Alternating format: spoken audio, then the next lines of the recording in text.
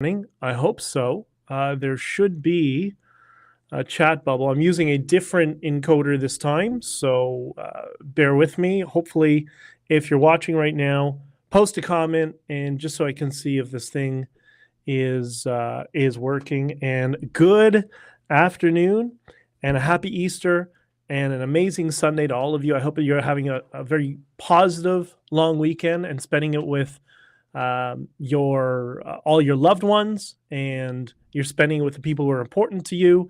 In the case of Jesse, what did I just what did I just click? All right, well, in the case of Jesse, I'm sure you're spending this Easter with Rocky, and I hope Rocky as well. See you on YouTube, but not on Rumble. Oh, here we go again with Rumble. What is wrong with this? It's supposed to be, let me just test something right now as we're starting. It's been nothing but, technical problems, of course. But anyways, I don't know. At least with Rumble, what it does is it kind of carbon copies what goes out on YouTube at some point when the live stream's not working. I think it's working now, Jesse. So, although it's a blank screen, so I don't know what that means. Anyways, I'm going to just keep going. I don't want to do technical support while we're doing the podcast. So, all the best. I hope you're having an amazing weekend, and happy Easter. And for those of you who celebrate Passover, happy Passover to all of you. And I hope you're all having an absolutely amazing weekend, and you're spending the time with the people that you cherish. And I figured, this is why I'm starting a little bit late. I figured a number of you would be going to church this weekend, and I know a number of you wouldn't be available this weekend or today either, but I figured I would do what I can.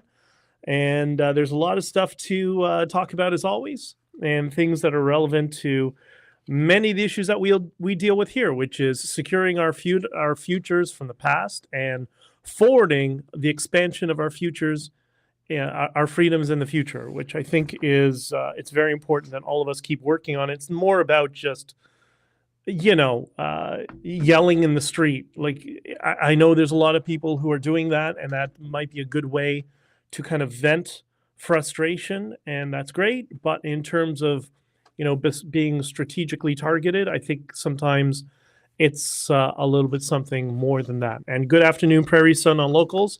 All right, I think we're all working, and I think we're even working on, something is working on Rumble. There's something going on. I don't know if it's a blank screen or whatever. I'm just going to close that up, and hopefully that will continue to broadcast. So, yesterday, I had all these technical issues, and when I was doing the broadcast, I went back to look, and I saw an unusual number of ums and ahs and nonverbals, and I apologize for that. That happens when there's a number of problems going on simultaneously. Oh, I hope we're not starting this again. Maybe I got a problem with my computer. Maybe there's something in the computer that's doing this. I don't know. But anyways, I hope you can all see me. I can't see you right now, so I don't know what the issue is. I'll try to refresh it. Stay on page. Okay, here. Black screen on Facebook. I can't see you. Oh my God, I'm gonna lose my mind, because I'm looking at the camera right now, and I can see you all perfectly. Let me try and disable, and then re-enable the camera. I know this is riveting for the for everybody who is on the audio podcast listening, but it is what it is. Let me see. Maybe I'm going to stop that, and maybe I'm going to delete that recording. Okay, I'm going to delete that. Let's do a little bit of. Okay, can you see me now? I'm here. I can hear you. Okay, Carla, thank you. And I don't know what's gone on this week. All of a sudden, there's my RAM is being chewed up on my computer all the time. I'm getting all these different warnings, and I'm shutting down everything. Rocky is trying to find you, Ben. Rocky is trying to find me. Well, hello, Rocky. And for those of you who don't know, Rocky is a cockatoo, I think, and is apparently one of my my top fans. So thank you, Rocky, and thank you everybody for being here. I hope you're having an awesome Thanksgiving. Easter weekend. For those of you, the few of you who celebrate Passover as well, I wish you all the best. I hope you're cherishing the time and that you're spending time with your family and those who love you. Ken, the only thing I can see is a QR code on YouTube. That's weird because it was stop. Maybe give it a few seconds because I know there was a lag and something was confused in my computer. Some sort of codex was conflicting. Let me know, Ken, in a few minutes or in another minute or so if you can see me. And if any of you still have a black screen, please let me know. Tao, did you remember to take your webcam off? Yes, my cap is off. I can see perfectly on my screen. And also, by the way, there's always locals. You can always go to honkingforfreedom.locals.com. I think what I might end up doing is for some of you who are in the Discord, I might send you some free logins to the locals so you can, as a backup for those of you who are watching regularly, you can go to the locals because that seems to be pretty reliable in terms of all of them, right? Bridget, no face. What do you mean no face? We code only on Facebook also. Really? You don't see me? I don't know. I see you guys perfectly. So I'm going to shut a couple of the things down. And I'm already in the stream there. I'm going to shut down everything that could be conflicting right now. And 1 second. I got to shut this, delete that. Okay, I will do tech support as we're doing this. Let me take a look. And, I don't understand. I got rid of the problematic, redundancy with the encoder yesterday. Seemed to be that was the problem. I spent, 8 hours on this yesterday. And I got everything sorted out. Everything seemed to be okay. Okay, it says we're live here. Why is it black? And you know what the worst part is? Like these are, let's try that, see if that works. I mean, these are services I'm paying for. It's not like this is free stuff. What is the problem? Why does it not work? Let's see. I'm just playing with some of the settings while we're doing it. Hang on a second. Let's see if this works. And, okay, all right, so you know what the problem is now? Thank you, Apple. When did Apple become Windows Vista? I want to smash Apple. Like, really. The past 6 months, it's been like living with Windows Vista again in my life. I've never seen something so unreliable in all the years I've been. This is why I went to Apple from Windows, because of the nonsense, right? Let me see. Let's see if there's a camera. There's nothing here. There's no setting here. It shows that the camera is on. I can see the camera on and see if that triggers it. Again, tell me if you can see it now. This is the problem with web-based software. The reason I don't use it, and the reason I was using the encoder, but that was causing other problems. QR code. I don't even know where the QR code came from, to be honest. That's something in Restream. But let's see. Where is... Okay, I can see us perfectly. Let me know. Oh, I can try Cheryl. There's an issue on your camera ban. But the camera is built into the laptop. It's not like there's a separate camera. There's not... okay, let me try. I think the issue is this software is kind of garbage. One more try. Let me see. Let's see. YouTube. I'm going to do one more. This is the third day in a row. I can't get a... I'm really resisting trying to swear today. I'm really... why is it black? I just want to kill somebody. What if I reload this? I might lose everything.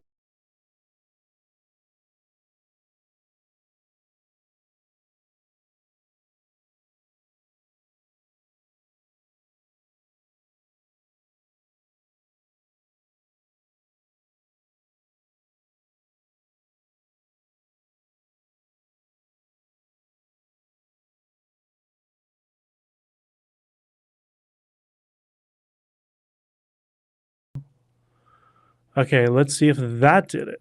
Tell me if you think that did it. And I don't know, I understand where all these bubbles came from in this background. I guess that's the default. Audio's cracking as well. Anyone else have skippy audio? Okay, so the audio's bad, the video's bad. You can you at least see me now? There you are. All right. Kill me. My God. What's going on here? This is so frustrating. Okay, let me shut that one down. And I don't know where that overlay is in the background. Should I leave that up or no? Audio good now. Video good now. Now we can talk. All right. Hey there, I can see you. No, audio's better now. All right. How much time did we waste? 11 minutes. Do y'all have your coffee? Because the people on locals are going to get really frustrated if they're still there by now. Everybody on locals, I do apologize. Oh, and I forgot to, let me see if I can. Is it too late for this? Yeah, it is. It's already too late. All right. Your video is mirrored, though. You know what? There's only so many problems I can deal with at one time. Like, there's only so much. Okay, how do you like it? With the chat up there or with it? I'm worried if I click this, it's going to, well, it doesn't work now anyways. All right, we're stuck with what we got. And happy Easter to you, Cheryl. And to all the rest of you, happy Easter. And I hope you're having an awesome weekend, that it's all positive. We're going to talk about a little bit of positivity in a little bit and the importance of that. By the way, for those of you who are in Miami or are going to be close to Miami in May, I am going to be at Bitcoin Miami. So by all means, please let me know. I've already got a couple of invites to some parties. I got an invite to Max and Stacy's party. So thank you, Joel, for letting me know and sending the invite for that. And I hope to be in the streets of South Beach, partying with a lot of you and connecting and having fun, and can show you my old stomping ground. And I love that city. I really do love Miami Beach. But anyways, Jesse, just leave it. Yes, I'm going to just leave it. And it is what it is. There's always a delay. That's why I want to turn off the chat, because there's always a delay when you're posting. So that's why sometimes when you ask me a question, it takes me 30 seconds to respond, because it takes that long for your comment to get onto the overlay and onto the chat. All right. So yesterday, which was also a disaster, although it worked perfectly in audio form. So I am recording this will be the fourth episode that will be on Spotify, Apple Podcasts, I don't know, Overcast, iHeartRadio, wherever you listen to podcasts, just about. You should be able to listen to this as well as an alternative. And obviously, there's always locals, and thank you to everybody on locals for your support and for helping me to grow this out. I really appreciate it. So yesterday, we talked about Elon Musk and Matt Taibbi. And, I don't have a way to share the screen right now to show you, do I? There was, it's the thumbnail that I put in this particular episode of the response from Elon Musk to Matt Taibbi. And there's a reason I want to bring this up. This is something that I was dealing with last year, which I'll expand upon in a couple of minutes, but it is important. So the tweet that I posted, and it was a tweet from Elon Musk, and I posted it with a comment, and the comment was, there's always at least 3 sides of the story for every story, and it's important to resist reacting. And then I expanded upon and tagged Elon Musk and said, please reconsider this Dogecoin thing. Bitcoiners, I know, are worried about young people being financially ruined by a meme, which is what it is. But anyways, so what did Elon Musk post? What he said was, this was in response to Matt Taibbi leaving Twitter and Substack being blocked by Twitter, which affected me as well as many other people. And what he said was, Here's his 3 points. Substack links were never blocked. Matt's statement is false. Okay, that's just the only thing that's concerning about that is, we all trusted Matt around the Twitter files. But okay, people can get it right and make mistakes sometimes. Fine. Number 2, Substack was trying to download a massive portion of the Twitter database to bootstrap their Twitter clone, so their IP address is obviously untrusted. Do you know what that means? Do I need to explain that? If I do, I will. Point number 3, turns out Matt was an employee of Substack. Now, I don't know if that's true, but that's concerning. If that is true, right? Did we lose you again? Did you all black out again? For the audio people, I'm not going to be able to do this much longer. I can do one more test, and then I'm just going to have to plow through. And for those of you who are on locals, well, that's why you're on locals, I guess.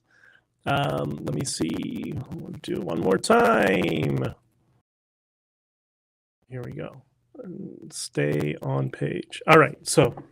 Yeah, we're still go. Video there, but audio is gargled. I was starting to think a few weeks ago, I've had nothing but a nightmare with Apple for the past 3 months. Doubling and tripling my iCloud, eating up all my space in my hard drive. Apple admitting to me in the store that, the way it's designed is really, this is the iCloud.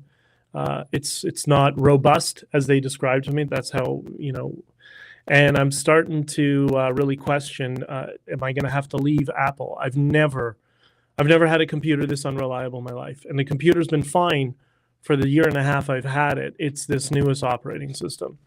I don't know what's going on, but this is not, I can't continue like this. Anyway, sorry to all of you for that. Okay, so when he says, all that Musk was getting at is clearly Substack was trying to clone the Twitter database and put it onto their own platform. And so they could basically steal all the posts from Twitter and grow out their platform, which is called Substack Notes. And now that we understand Elon Musk's side of the story, assuming he's being honest, now it makes sense. Because, if people were initially jumping to conclusions, as we always do, not sitting back and waiting to find out, okay, what are the other perspectives? And people were attacking Elon Musk and attacking Twitter for blocking Substack. And even I was like, well, what are you doing? But there's got to be something more to the story. And it turns out it was. And how would you have dealt with this? If you were Elon Musk, you just bought Twitter for $44 billion, and some competitor, our new competitor, decides they're going to carbon copy and download your entire database and put it on their own infrastructure and then start building out from there. Well, you'd block them too. I think anybody would. Assuming that that's the truth, right? So I don't know. I have a black screen too, 100%. I'm home. I'm switching right now. We need to run this live. What are you? Hold on. Who regrets? Alyssa, I regret switching to Apple. Why do you regret switching to Apple? When did you switch? I switched to Apple in 2004. And it's been pretty robust ever since I went to Apple. But the newest operating system, it's the worst thing I've ever had. All right. So I'm just going to double check that we're still streaming okay and everything's up and running.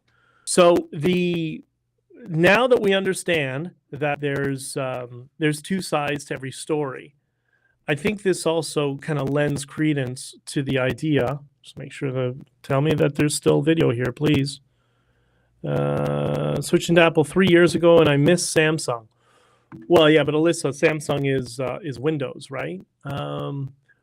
Jesse, when this is over, if you want to do some test runs with your setup, let me know. The problem is the setup it's in flux, and no matter what I switch to, it keeps failing. Like it's so infuriating. I don't know. Anyways, sometimes you just gotta laugh. I don't know. I'm gonna have to just plow through and continue. I can't keep doing technical support because there's an audio podcast going on. All right, so the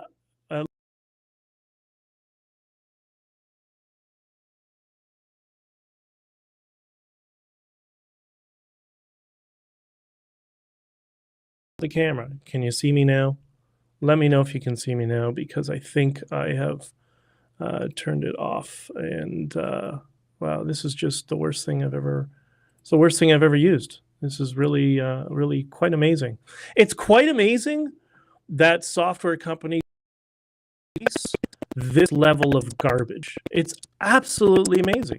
And okay, you're going. Okay, I see. Oh.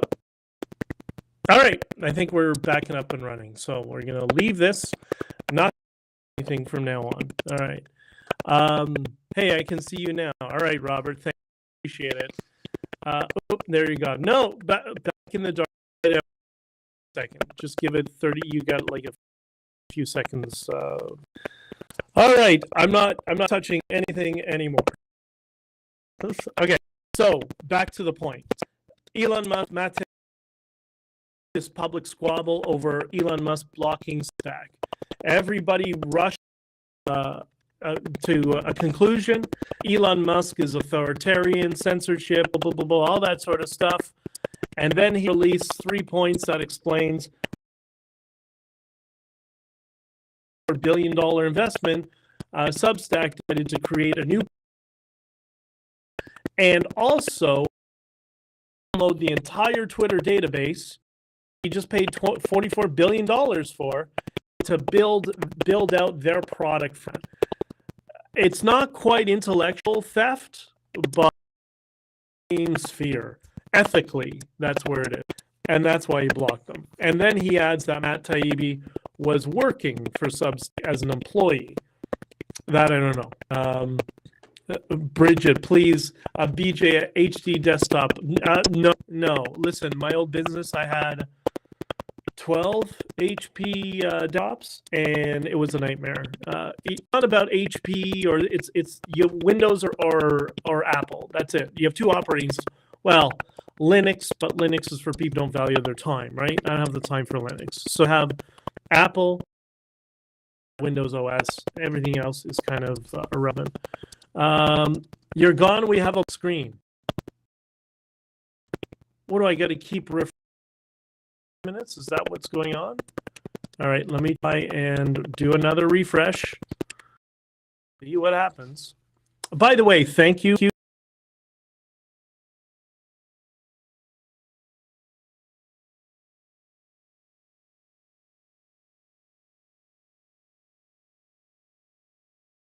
As the encoder, and Ecamm would plug into Restream, this software, but then recently Ecamm has started to fail since its last update, and so I switched over. Finally, I just had it, and I just canceled Ecamm yesterday, and I went directly to Restream. That's what I used yesterday. It seemed to be reliable, but now it's anything but. Let me know if it goes black again. If it does, I'll click. I'll just click refresh, and hopefully that's not going to happen again. So, and the reason I want to bring this up is because this whole premise of reacting to everything. This was a key issue from, let's call it, messaging around the Freedom Convoy, and you saw some of the people who were sabotaging us, who wanted to have all their own press conferences and whatever. The reason is because they wanted to react to everything. And I tried to explain to them, no, we don't react because we don't take the bait. Sit and wait. We've planted a seed. We've planted a narrative. Obviously, they're going to smear us. That's how this game works. But don't buy into it with this stupidity of trying to have a press conference every day. It's not a hostage taking. It's a party. People are on the street dancing and having barbecues. That's if you slip into the general rules. Anytime you slip into the mainstream media's frame, then their narrative is going to kill you and win.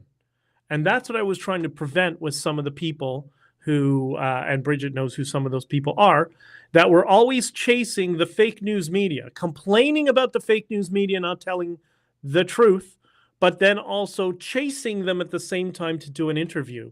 Like, it doesn't make sense. You can tell these people had zero experience, with media, and zero experience dealing with blowback, which is exactly what I was anticipating, right? BJ, it feels like a hostage taking now by the Freedom Corp. Yeah, I just learned something else earlier about an hour, Bridget, about a couple of people who are talking to each other who are, supposed to be at odds. And Big Con Canada Inc. is much is trying desperately to expand with some other people that were throwing us under the bus. Anyways, that's another issue. I'll call you about that later, and I'll explain it to you. So the reason, so that's why, from a practical reason, in terms of managing blowback, the best way is to sit back and be calm, maintain your cool, and let them come to you, which is what I was doing, and it was working until it got disrupted. There's this good, if you want a movie analogy. If you've ever, one of my favorite movies is this movie, The Hunt for October. And there's a point where they finally, the USS Dallas, the American sub, finally was able to track Red October.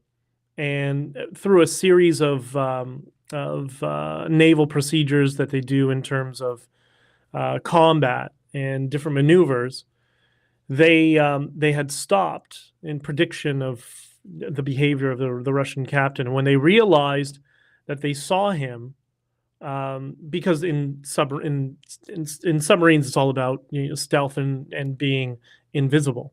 Once they realized they were detectable, what did they do? They followed the procedures of flood the torpedo tubes. I always remember this: flood the torpedo tubes, and of a very dramatic, don't open the torpedo doors.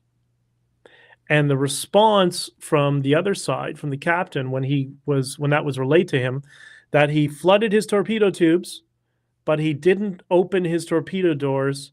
He's just sitting there calmly and waiting. And when the U.S. captain was asked, "What's he doing? What does that mean?" His response: "That means he's a very cool customer. That means he thinks, and he's strategic, and he's considering what his opponent is thinking at the same time," which is exactly what I was trying to do from a messaging standpoint there. And what's the parallel? So why do I bring this up with Musk and Taibbi? Because that's the importance of sitting back and waiting for the evidence, or some evidence coming out, being a cool customer, right? And we don't do that enough anymore. This is why I knew with this whole process, when I decided I'm going to do everything I can to tell people, the truth about what happened with the sabotage of the Freedom Convoy. The other side knows that a large swath of the population don't care about the truth. They just care about a narrative being reinforced and their preconceived ideas being reinforced, and they're trying to exploit that. We're trying to do the opposite of sit back, calm, cool, collected, and the truth is going to come out over time. And it's not something that's quick. And it's very difficult for us in our modern world because everything today is about instant gratification. And I think, the advent of instant global telecommunications, aka social media, exploits this weakness in so many of us who want an answer right away, right? We see some sort of, disaster. We see something, I don't know, who knows what it is, a terrorist attack, a plane attack, whatever. Everybody wants numbers. Everybody wants all the information right now. What does the fake news media do? They just start, vomiting out numbers and information that's mostly fake. And nobody knows. Everybody's guessing, but they're doing that to kind of feed this exploit of us, of we wanting instant gratification. Avril, so very, you're adorable. Yeah, so very Sun Tzu. Yes, but this is important for me. This is important because this is a weakness that gets exploited in all of us by fake news and media in general. So I think it's when you're going to hear lots of claims. I said, about a month ago, that the attacks on me are going to escalate. You're going to see much more of them. You saw a couple of rounds. You saw a round of Chris Barber. He, crashed and burned miserably. Then they got a mouthy guy from PPC. I call him Mr. Gish Gallop because that's the only tactic that he uses, and he thinks he wins debates that way. He tried, and that flamed out right away. And then we saw another interview the other day that I'm not going to talk about because I'm trying not to throw people under the bus. Who knows their motivation? Where apparently, I didn't watch it, but apparently, the attempt to throw me under the bus was there again. And somebody who knows full well that what they were saying was a complete and utter lie. They know that. So that's why that's what they're trying to do. They're trying to exploit this weakness where most of us just have to say, okay, I hear your claim. Now let's sit back and let's relax and let's see the evidence that comes out over the next whatever period of time it's going to take. And I think as we go into these legal battles, discovery is going to be amazing because discovery is going to be the opportunity to ask lots of tough questions of people who have not wanted to answer questions for the past year, right? And the other thing you'll see that happens is, what happens when we feel like we need to react?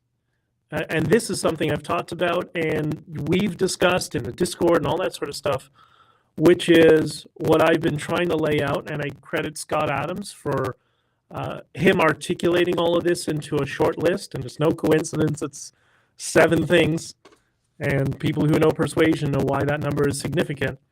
And he calls it the 7 signs of cognitive dissonance, which is what you see or you engage in when we react, right? So they try to get, there's an incident, a claim, whatever it is.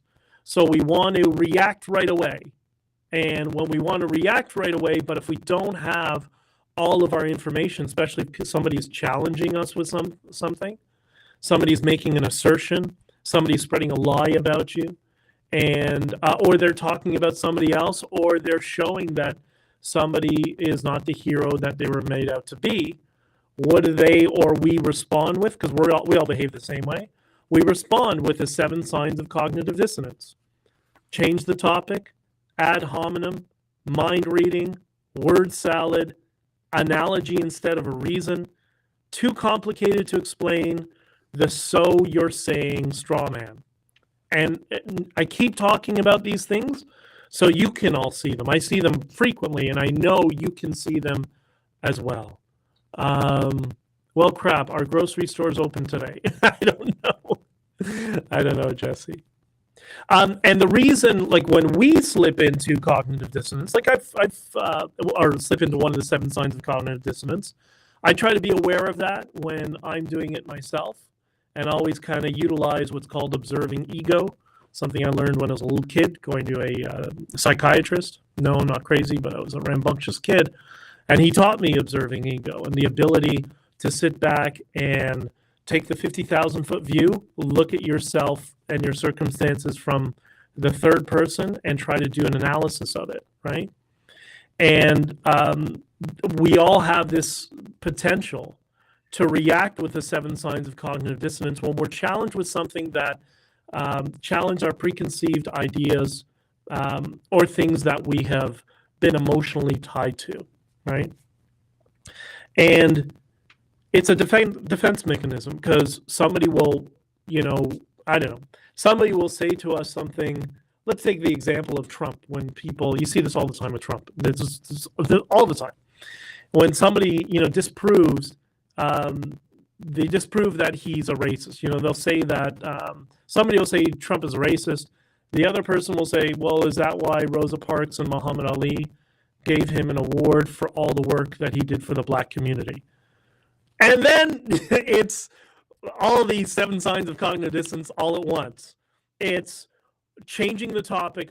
Oh, but he ran Trump University and blah, blah. Like, wait, you didn't acknowledge what I just completely undermined your argument, right? And I'm not saying for or against Trump or any of this stuff. I'm just using it as an example. But they'll use many of these signs of cognitive dissonance because it's a defense mechanism because they don't know how to challenge what they've just been told. They've never heard it before. They've never considered it before. So they just react. And the opposite of just reacting is like in the example I gave you for the Hunt for Red October, being a cool customer, sitting back, waiting, flooding the torpedo tubes, but not opening the doors, just waiting. So the contrast, or the best way to describe that, is waiting for the truth.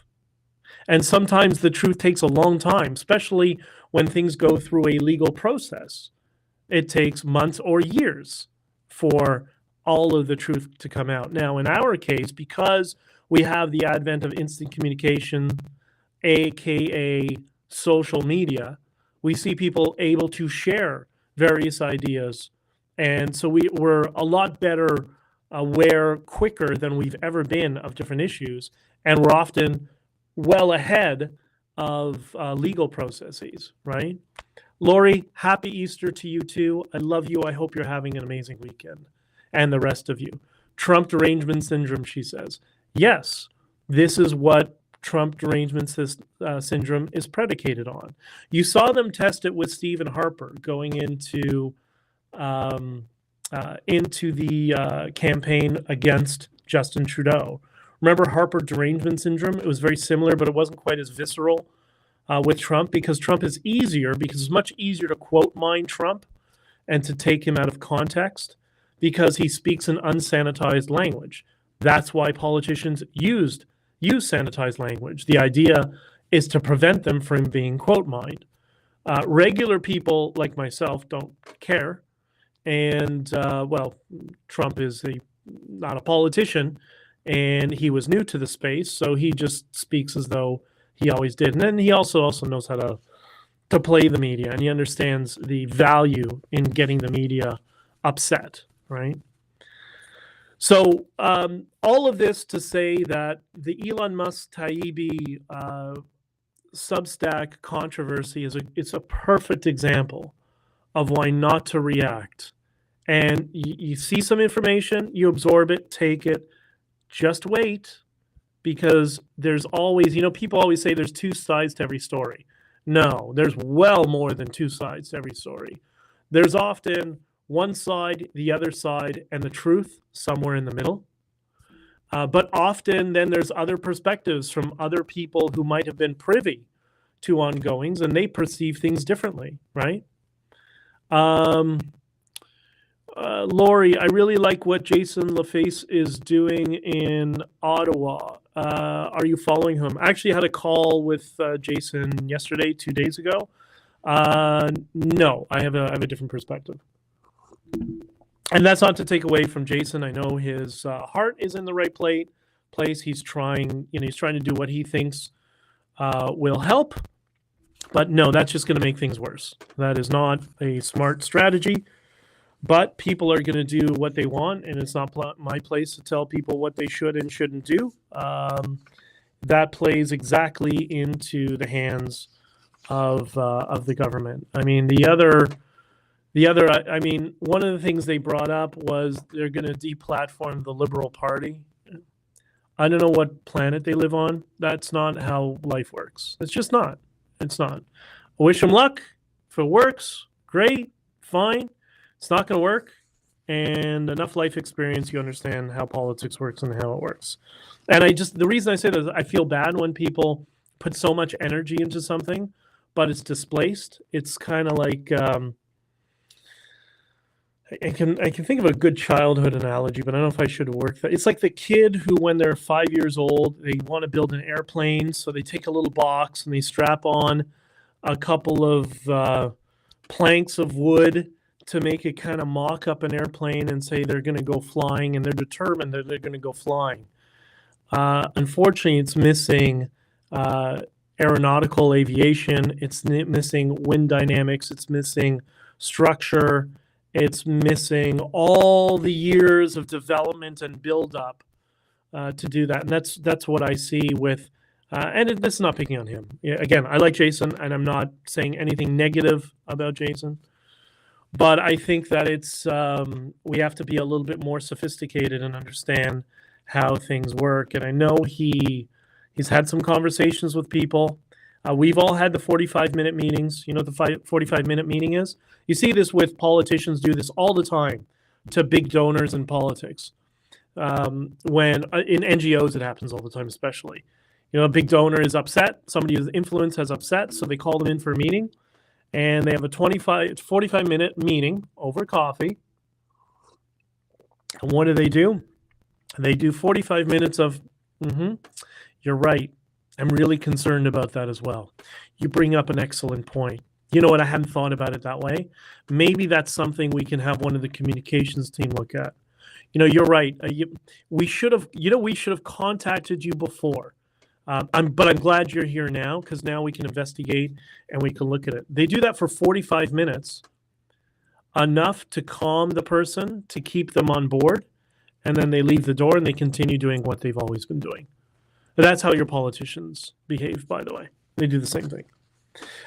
So I know Jason's had some meetings with people, but my fear is that's the nature of the meetings. And again, just so everybody knows, I'm not attacking Jason. I'm not criticizing Jason. I just don't think that strategy is going to yield the returns that certain people expect it to be. You're not deplatforming a political party in Canada. It's the uniparty right now. None of the parties are going to help that, because if a party allows that, then they think then the same thing will happen to them. So it's not, but you know, maybe there's some other additional positive outcomes that may come from it. I don't know. I hope so. I really do. I wish them luck, but that's not a strategy that I would be on board with. All right.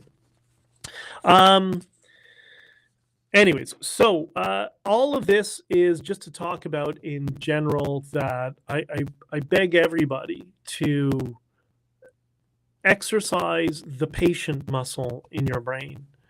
And it's something that gets worn away in our modern society. I think the people that are most targeted by this are younger people. You see this with the advent of the TikTok-like media. Like, you know, I'm really at odds with this. I don't understand how any of us are using TikTok. And I have to use it because there are people on there. And as I learned during the Freedom Convoy, because I wasn't on Facebook, that's where the smear merchants from Big Con Canada Inc. went onto Facebook and used that platform to smear me. And I was so busy just monitoring, not monitoring, but utilizing other platforms, primarily Twitter and all our Twitter accounts and all the media interviews I was doing. There's only so many things I could do.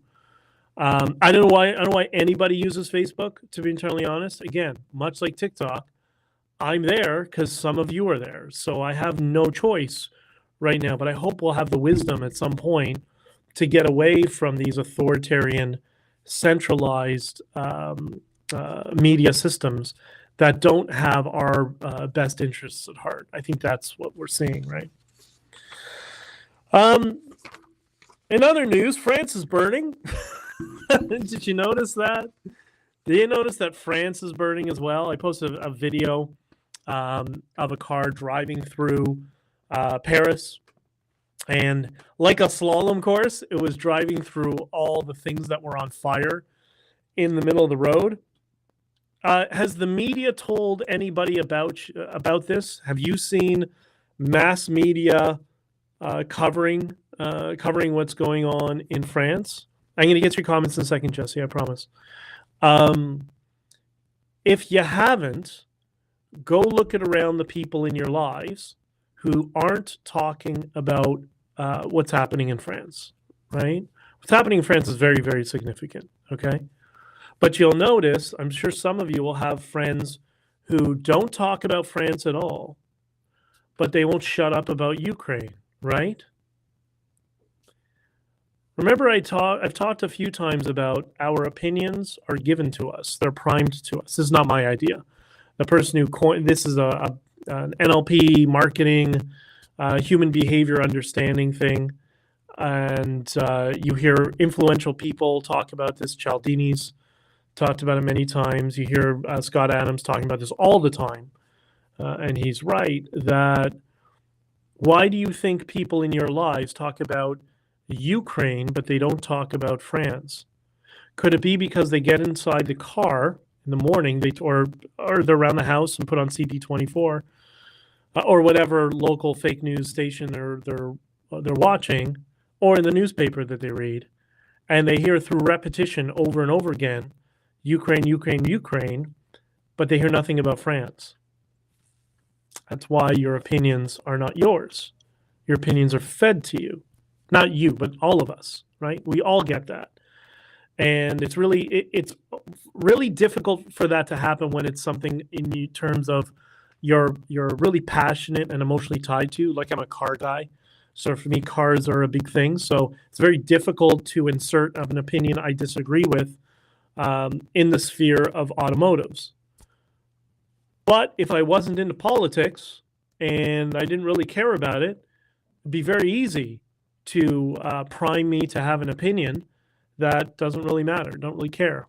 Yeah, Brenda, France is fighting back. The only problem with France is fighting back, which is true, there's also some foreign entities that are involved in France's fighting back that don't necessarily have the best interest in France at heart. And I'm not talking about BlackRock, but there are entities that it would serve their interests if there was a civil war in France. So you always got to be a little bit, where it's not a binary good guys versus bad guys. There's bad guys on all sides, right? And one of the few cases where there was very little of that was in the Freedom Convoy. In the Freedom Convoy, we've since determined who the bad guys were who infiltrated in the Freedom Convoy, which myself, Bridget, other people have been talking about. And the reason we're talking about it so it doesn't happen to you again. The political class wants to ignore this so they can keep utilizing this tool because they've utilized it many times in the past. What I'm trying to do is I'm trying to enlighten everybody so you understand the strategies that the political class is using to put you into one of a few different boxes, and that's it. And I think that needs to stop. I think we need to go to radical individualism, and that we have less of this priming of opinions and less sabotaging. Because if we allow them to get away with this, we'll never have an effective protest in Canada. And this strategy, which has spilled over into other countries of the world, will dominate all our democracies. You'll never have any sort of protest.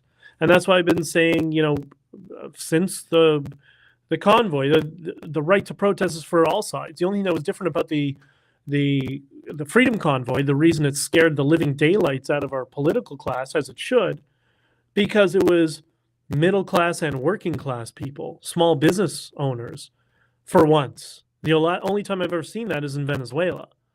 And that's their voting base that they go after, right? That's why they need to co-opt the freedom movement into these different silos. Like, that's what this citizens inquiry is about.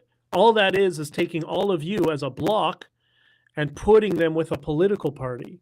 That's the strategy, because they can't have conservatives who are not aligned with a party to be openly critical of them, right? This is the strategy. And I want you all to know what's been going on. Did somebody call me a black sheep? Oh, yeah, Bridget and I was definitely the black sheep growing up. What can I tell you? Not much has changed, right? No one bothered with Ukraine when they were under tyranny for 8 years prior to, I saw as a money scheme. I impart Ukrainian people hassled me about not sending money. I would ask where they were 8 years ago, and if they really thought the people were ever going to see a dime. Yeah, the Ukraine, I think, is one of the world's largest money laundering schemes for politicians right now. That's why FTX had such a significant role in it. And but there's a perfect example. If you go to somebody who's hardened in their support for Ukraine, most of them don't know why, other than the opinion's been primed to them through repetition. And if you explain to them, you give them concrete evidence right in front of their face, and show them, here, this is why. I'm showing the book, but this is why it's a problem, right? If you show them, I have a better prop for you. If you show them, here's the evidence. Here's the evidence. That's why. What are they going to do? Are they going to say, oh, wait, I didn't see the evidence. Now, let me read that? Oh, wait, I was wrong. That's not how people behave. Come on. So few of us do. They're going to slip into cognitive dissonance. They're going to start talking about Trump. They're going to start calling you names. They're going to say, well, mind reading. They're going to say, well, you're only saying this because. They'll give you some word salad that makes no sense. They'll jump into an analogy of another point of history that's completely irrelevant. They'll say, oh, it's too complicated. You'll never understand. Or they'll say, oh, so what you're saying is the Ukrainian people don't understand. That's how we respond. And I think we can better ourselves. But we only better ourselves when we stop reacting, when we sit back and we behave calm, cool, and collected, and we wait and we put the pieces together. And I and many other people, Bridget's one of them, but there's a whole group of us, are doing everything we can over time to look at that amazing period in Canadian history. And nothing has been lost by the fact that some political operatives sabotaged us. But what we're going to do is we're going to put the pieces together for you. And it's going to take time. You see that already happening, right? I suggest to you to check out Diverge Media. Start with the article, was the Freedom Convoy compromised? And work from there. There's going to be more to come, I'm pretty sure. You can message video chat. Well, Bridget, what are we messaging through video chat? I don't know. Send me, oh, okay, you guys are talking to each other. Whatever. Okay. I think that's it for today. If you're on TikTok, please, we need to get everybody off of TikTok. I wish they would ban that thing. Does everybody know the danger of TikTok? That the danger of TikTok is not even the fact that it records every keystroke in your phone, including when you type in a password. That's not the danger. The danger is what it does to your kids. The danger is how it manipulates your kids. You see all this radical activism. Like, I know some people or kids are, I've never met a kid that's 16 years old, doesn't know if they're a boy or a girl, right? You know where that's coming from? That's coming from TikTok. That's coming from their viral button that they put, that what they call the heat button.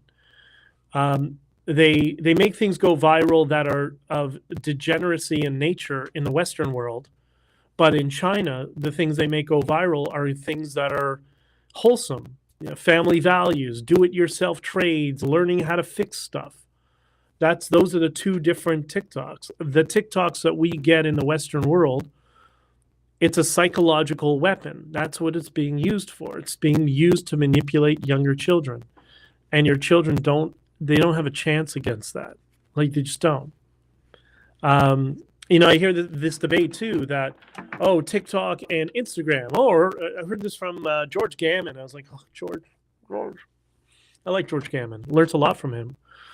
But George's like, well, what's the difference? Facebook and Instagram are doing the same thing. Yeah, but Facebook and Instagram are not communist countries. Now, Zuckerberg might have some, but you know what I mean? It's still an American company. It's still built on the capitalist structure. It's not a country that's trying to subvert your economy and destroy it. That's what it's trying to do. And they're utilizing TikTok to do it because they're playing the long game. They're not trying to destroy you. They're trying to destroy your kids. They started with your kids can't tell the difference between a boy and a girl. You know who told me that? A trans person explained this to me many years ago about the importance of distinguishing the difference between a boy and a girl. And I know many have different opinions on it. It's fine. I'm not talking an activist. I'm just talking about somebody who's, whatever. It's just noise. TikTok is, Jesse says it well, TikTok is causing mental illness. That's what it's doing to younger people. The fact that it also tracks all your usernames and passwords, that's important, but that's secondary. That's secondary to the fact that it is a psychological weapon. And if they want to make something that's either degeneracy or just confuses your children and teaches something that's completely antithetical to what you're trying to teach your children, TikTok has a button. Well, it's for visual purposes, a button, but it's a piece of software that can make things go viral.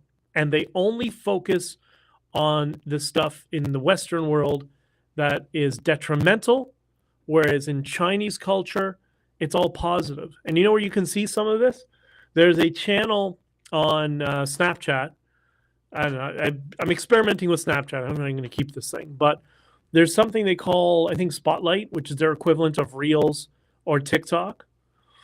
And in Spotlight, there are some channels that are from China. They're TikTok channels from China. It's a different name in TikTok in China. I can't remember the name of it. And you know what it is? It's all construction, how things are built in factories, people who are building amazing things, creativity, art, stuff like that. That's what they make go viral in China. Educational stuff. But here, they're trying to promote degeneracy to your kids. Or not just degeneracy. I'm libertarian. People do what they want. But they're trying to cause psychological damage to your children. That's the danger. And the fact that people use it is crazy. And I wish we could get everybody to stop using TikTok. I wish there was a way. And if any of you come up with some sort of creative idea, let me know, because I'll be very, very, I don't have it on my main phone. I have it on a secondary phone. And I would love to delete it. I'd love to delete it. I don't want to have to use this for, social media purposes. Jesse says, my kid is, 100% parents need to do more with their kids and get them off social media. That's from Bridget. Yeah, but I don't think that's going to, the thing is, Bridget, social media is really good, I think, for young people in the case of, for kids to communicate with one another. I'm a techie, so I've had a computer since I was 3. I was on bulletin boards when I was a little kid. And so it's not quite the same degree of social media, but, I had live chat rooms when I was a teenager that I used as well, a young teen as well. So I saw nothing but positive from it. I think it's the fact that it's centralized and can be easily manipulated. People say bully, whatever. Bullies, that's a fact of life. We need to all learn how to fight back against bullies. If you don't have bullies, you don't learn how to stick up for yourself. It sucks when you're a kid, but that's just the way life is. And what are you going to say? Oh, Jesse says, what would you say? My kid is, she's 28. I'm still monitoring her. Well, that means you love her, right? So sometimes loving your kid is the most important thing of all. So good for you. Okay, invite the kids to your house. All right. Alyssa says supervision is key. Yes, I think it's supervision of a little kid and concern, empathy, and support as they grow up, which is very, very difficult, especially if you had a kid like me. But what can I tell you? My life has been exciting. Right. Okay, I invite the kids to show your house. Okay. All right. So I think that's it for now. Oh, the other thing is, last thing to tell you before I leave.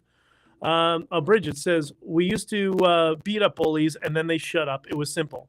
Yes, that's the human experience. That's part of our evolutionary trait. It sucks that there are people who out there who are bullies. But people like myself liked them as a little kid because I was the one who always pushed back against them. Okay, so I usually put a lot of links in the show notes and all that sort of stuff. I'm trying to streamline stuff. So I have a domain now for Substack, Twitter, Locals, Instagram, podcast streams, live streams, all that sort of stuff. And it is the name on the book, which is benjaminjdichter.com. Now, I spent so much time on this yesterday. I think the domain should be working now, and that will lead you or anybody to a link tree that has all of my links to everything. So if you want to share any of my stuff with anybody, assuming it all works now, you can just type benjaminjdichter.com in your browser, and a bunch of links in Linktree will pop, or in your phone, in Linktree will pop up, where people can buy the book, people can listen to the audio podcast, join the Substack, find a link for the live stream. I'm trying to make it as simple as possible because there's so many different, I'm adding so many different platforms. Odyssey is now as well syncing to the YouTube channel. So I just want to make it easier for all of you. And then at some point, we'll incorporate Discord. I'm like 3 days late for a meeting with Tao because I need to ask him a whole bunch of stuff about Discord, but we'll do that soon. All right. I need to get going in a minute. Last comment. Well, BJ is getting fancy domain name, YouTube, etc. Love you, buddy. Bridget, I love you too. And there's going to be more of this moving on in the future. But thank you, all of you, for all your love and support and your kindness. I apologize for all the technical issues today. Hopefully, I'll get this all sorted if it's a RAM issue or something buggy in the software. But we'll get, and Locals is always here. If you notice, Locals is like a watch, as Prairie Sun can see. All right, have an awesome day, and cherish the time with your family this Easter weekend. Bye-bye. Okay. How do I log off here? Oh, yeah. End stream. All right, I love you all.